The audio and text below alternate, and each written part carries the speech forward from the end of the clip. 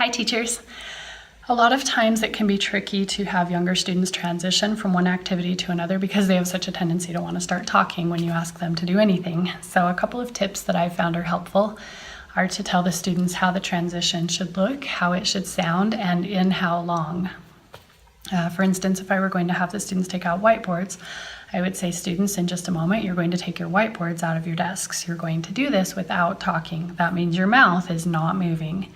As soon as you have your whiteboard out, then you're going to take your marker out of your tub and you're going to take the lid and you're going to put it on the back of the marker so that it doesn't get lost, and you're going to set your sock next to your whiteboard so that you have something to erase with when I ask you to. You have 10 seconds to do this. Ready? 10, 9, 8.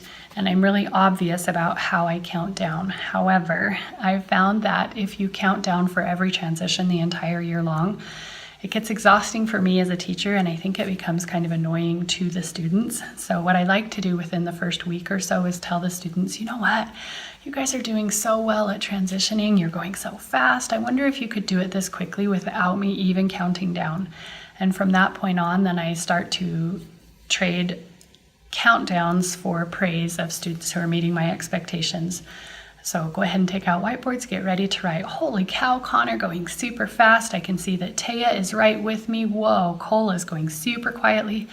And I trade a countdown for praise because I think it's an easy way to build a relationship with the kids.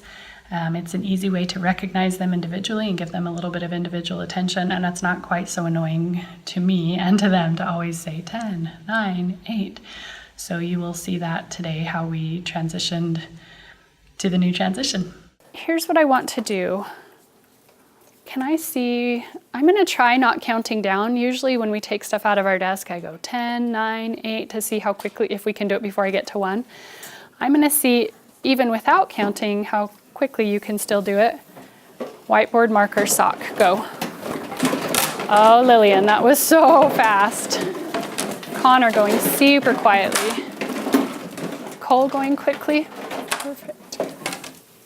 A couple kids already ready. Wow. Love it. Ethan, question? Remember, we just leave our papers on our desk. Kind of like these kids did. You just kind of either put it underneath or up in the corner. I think I probably should add a point though, because you guys actually did it faster that time than you did even when I used to count down.